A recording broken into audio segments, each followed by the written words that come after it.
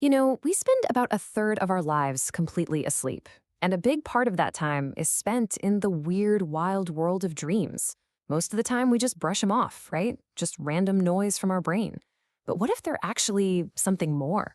What if they're our own secret lab for creativity and solving problems? So let's pull back the curtain and take a look inside.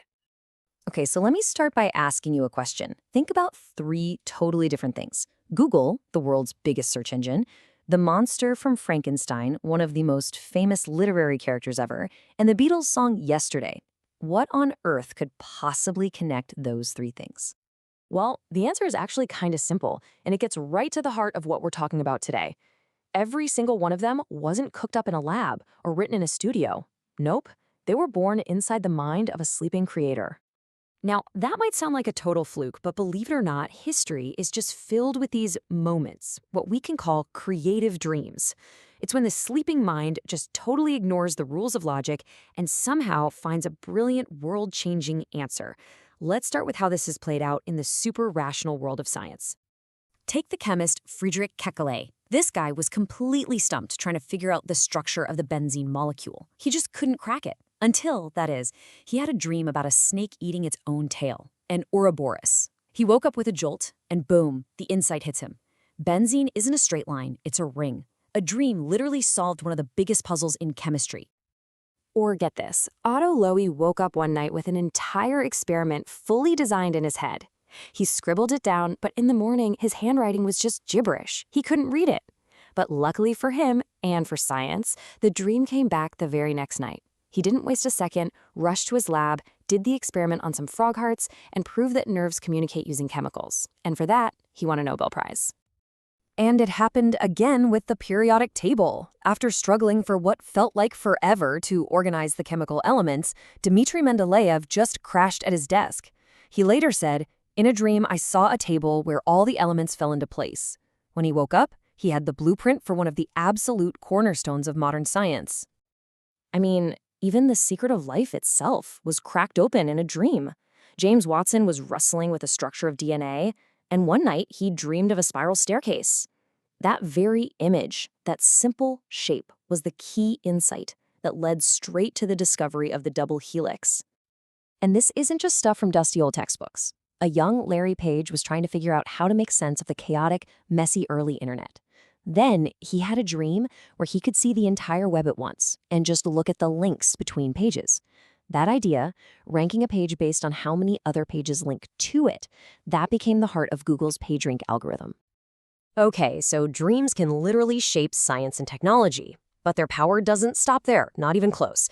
Turns out, the subconscious is an incredible source of inspiration for the arts, giving birth not just to logical breakthroughs, but to absolute masterpieces.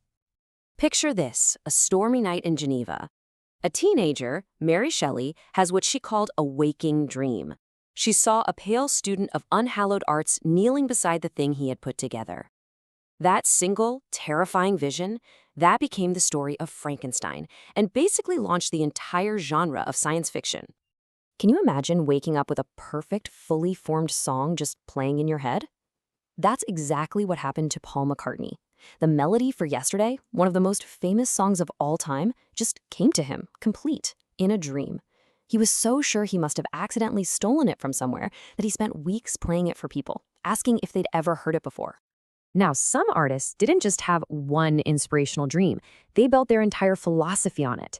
Salvador Dali and the Surrealists, they were actively trying to tap right into their subconscious. Dali even called his paintings hand-painted dream photographs. And those famous melting clocks, that was his way of trying to paint the strange, fluid way time works when you're dreaming. And yeah, even our modern-day blockbusters can be born from nightmares. While he was sick with a fever in Rome, director James Cameron had this horrifyingly vivid dream of a metal skeleton crawling out of a fire, dragging itself forward with knives. That nightmare fuel became one of cinema's most iconic villains, the Terminator. Robert Louis Stevenson, who dreamed up the entire plot for Dr. Jekyll and Mr. Hyde, he put it just perfectly. He called that dream space that small theater of the brain which we keep brightly lighted all night long. What a perfect description. So, okay, we've talked about these incredible, world-changing dreams, but let's be real for a second.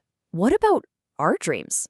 The ones where you're showing up for a final you never studied for, or your teeth are falling out. Are those just static, or do they have a job to do too? Well, to really get it, it helps to think of dreams in two main flavors. On one side, you have those amazing, creative dreams we've just been looking at, but on the other, you have our everyday, normal dreams. And they have a very different, but you know what, an equally important job. Think of your normal dreams as your brain's nightly cleanup crew. Their job is to sort through all the stuff from your day, the stress, the emotions, the conflicts.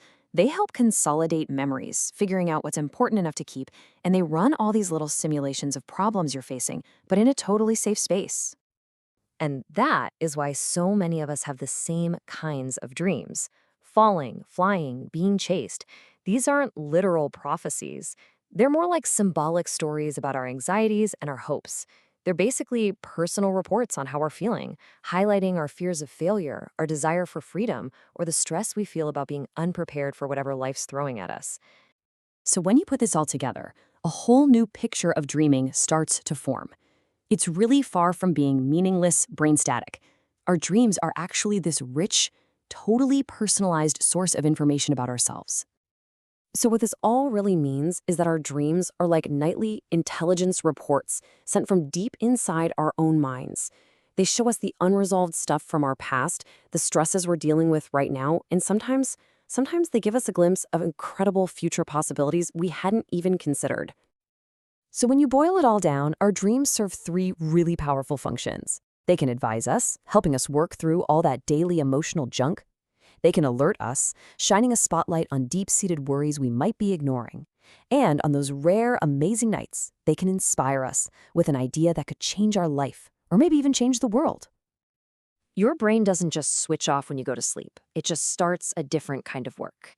It turns into a theater, a lab, a super-powered problem-solving engine.